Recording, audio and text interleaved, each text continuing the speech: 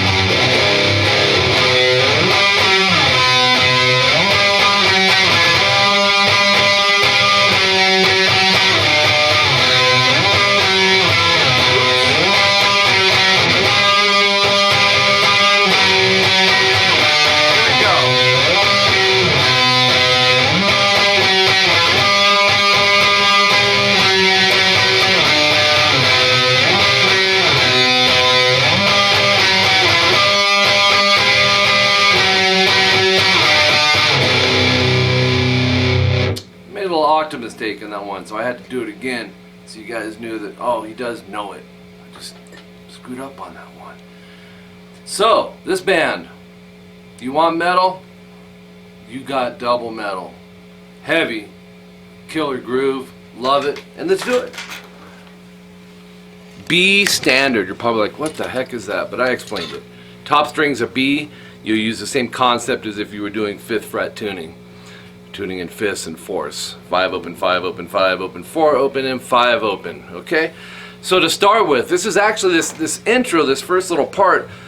If you're kind of new to palm muting and alternate picking, this is killer, because this is something I would show someone that wanted to work on those two techniques, which are in metal. Okay? For sure. So we're going to palm mute the open E. And just set the other fingers like over here. It'll actually serve as a mute in case you accidentally hit the A string or whatever if you lightly set these down. Okay, so the pattern. Most songs have formats that they follow certain patterns within the progressions. So once you get this, you're good to go on section 1, which is the intro. Palm mute, remember palm muting? It's off the palm here, and your palm should be resting on the bridge. And if you're too far up, it'll choke it out. Just be all mute and no note. And as you, the right spot, you'll feel the bridge a little bit on your hand and the strings, obviously. I'll give you an example of bad palm muting. See, it's got to be on the, you should feel the metal there. Okay, now here's the pattern. Down, down, up, down, down, down, up, down, down, up, down. Okay, does that seem like a lot? Okay, down, down, up, down. Start with that. Then add another down to it. If you can get that, you're going to be really good to go. Because I'm going to show you a way to learn it that'll help you. So if we split this progression in half, that would be the midpoint pretty much. And then you're going to have two what's called triplets. tick-a-tit, like a gallop, a horse gallop, down, up, down, down, up, down. And play it, don't go down, up, down, up, down, up. Keep it consistent with the down, up, down. There's a certain attack that comes across in your feel as a player when you do something like that, like a...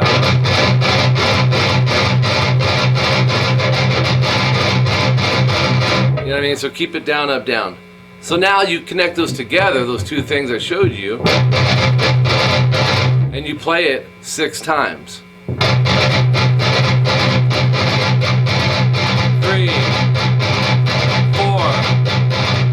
5, 6.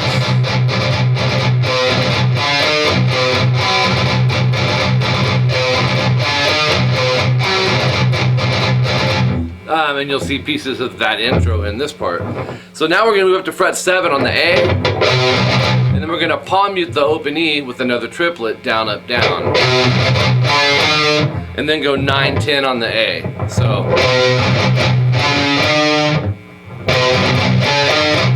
and then an open E palm muted downstroke, and then back to 7A with another open E palm muted. So you build it, man, like a puzzle, just these little pieces, and connect them together.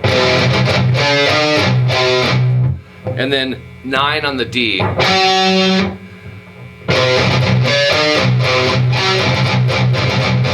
Oops.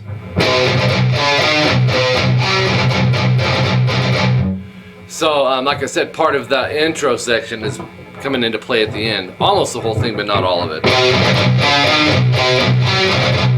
Down, up, down, down. And then down, up, down, down, up, down. It's almost the complete thing. So we have...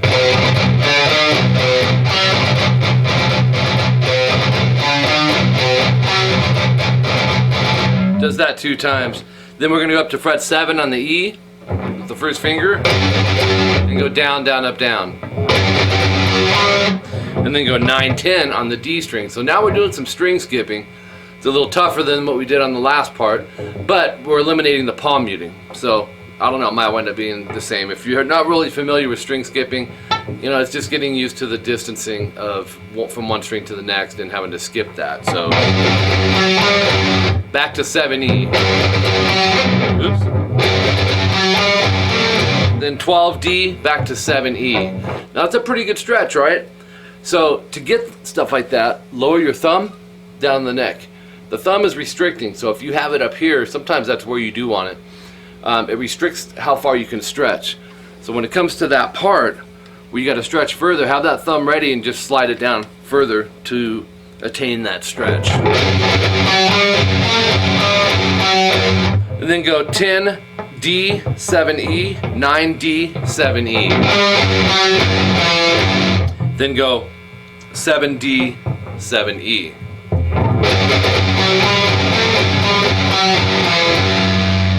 And then go 7, 9 on the D.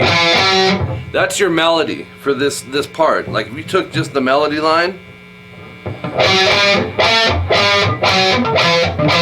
that's the melody line. So in between that, we're throwing in the 7th fret off the low E string.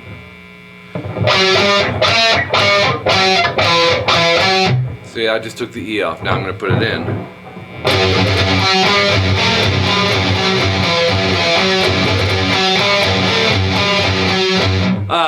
You're going to play it a second time, but not completely. You'll play it up to here till you get to the 9D on the way back. In other words, and don't go up to the 7E or nothing. The next thing is you're going to go, it's kind of quick, this little intro. It's a triplet kind of gallop leading into this power chord. You'll go down, up on the low E, and then we're going to hit our power chord, 1E, 3A, 2 times down. Right? So let's try it from here.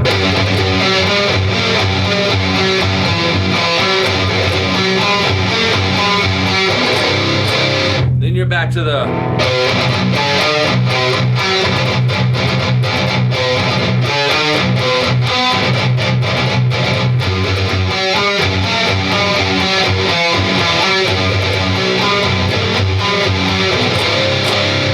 Okay, And then the next part, because that goes back and forth for a while.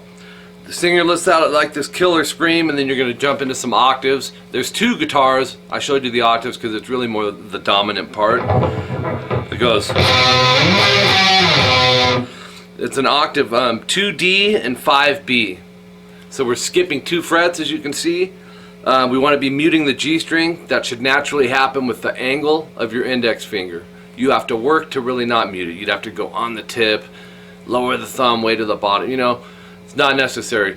It shouldn't be too crazy uncomfortable. I hope not. There is an easier way to play these octaves, but I believe this is where they're playing it. It could be up here, where you only skip 1 fret, but do this way. They're still octaves, same notes. You're going to strum the D, G, and B. You should only hear the D and B. But I'm going to play it as an arpeggio, which is just picking each note so you can hear what I mean. Dead on the G, we want that. The B, and then my pinky's actually muting the high E naturally too. So, you know, in reality, I'm for the most part hitting the last 4 strings. 2 are muted, 2 are not. Then we're going to go from there. It's a big jump up to 10, 13, same strings. I'm also with the tip of my index muting the above string. I'm just muting every possible way I can. And then go back to 9, 12. And then back to 2, 5. Okay, so we have. Alright. Then hit it again. Then go up to 10, 13 twice. 9, 12 twice. So, and then down up on 7 and 10. But this is tricky because it's a triplet split between 2 octaves. In other words, it'll be down up and then you got to get up to 10, 13 without making this hand wait. So then you'll rest and then go 3 more hits. So, and then a 4th hit. So 1, 1, 2, 3, 1. And then go 9, 12. Rest and then 1, 2, 3. Then move over to 5 and 8, same strings, 3 times down. And there you go. That's the octave section. Here it is.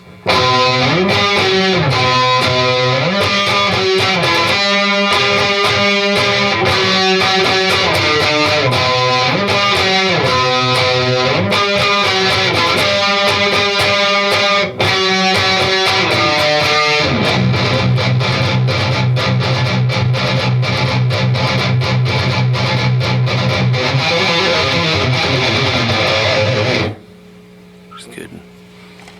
Anyways, there's some metal for you. AMON AMARTH. I'm not sure if I'm saying it exactly right. But if you like metal, you're going to like this band. They're great. From another country. Forget the country. Finland or something like that. Or Germany. Anyways, take your time with this stuff. What do we have? Like the first 3 parts in this, I think. Yeah, the first 3 little sections of it, which is primarily this song. But if you take your time, these pieces will come together. Don't rush this stuff, man. It's like a puzzle. You put a puzzle together piece by piece, right? Then you put the second piece together and you can maybe see the eyeball and you can start to tell, oh, I'm working on the head, blah, blah, blah. It's the same concept with this. If you piece it together, subgroup it, which is what I call it, and build off of it, and these parts will come together and they should feel right and be solid the way they need to be. As well as, you know, practice along with the band. You know, go to their band practice. No, just kidding. Pull it up on YouTube or whatever, your MP3 player, and try to play along with it. And of course, memorizing. Before you can play along with something, you got to have the parts. You've got to be comfortable, you know. And if you don't have it memorized, it's kind of pointless. All right, so you got your work cut out for you, right?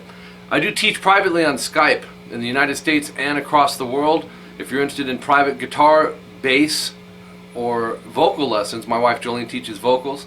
I teach guitar and bass.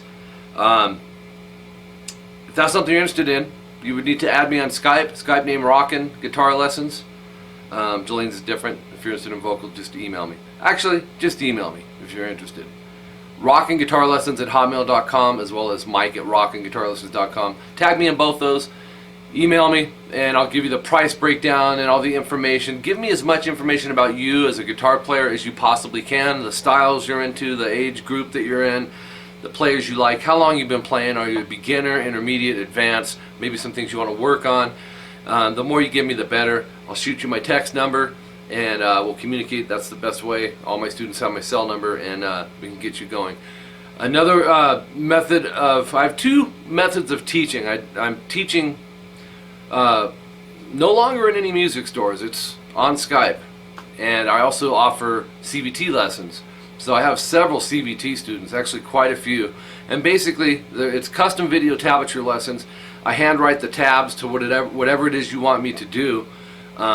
They're very detailed. I section everything off, timestamp everything, subgroup everything, scan the tabs, send them to your email, and then I do an accompanying video, or videos, usually it's videos, and upload that to the channel, so you got the audio and the visual. They're very detailed. It's basically as close as you can get to taking a lesson with me without seeing my mug and me seeing your mug, your head. You know what I mean. I'm being silly. But I have a lot of CVT students, and it's something, you know, for some people they just don't have the time even to commit to the same day, same time each week, and or for whatever reason. You know, a lot of people I know are busy. So this gives you another option to take lessons from me. And like I said, it's something I'm glad I'm doing. I have a lot of CVT students now as well, and I'm able to meet those needs for those people. Be sure to subscribe to the channel.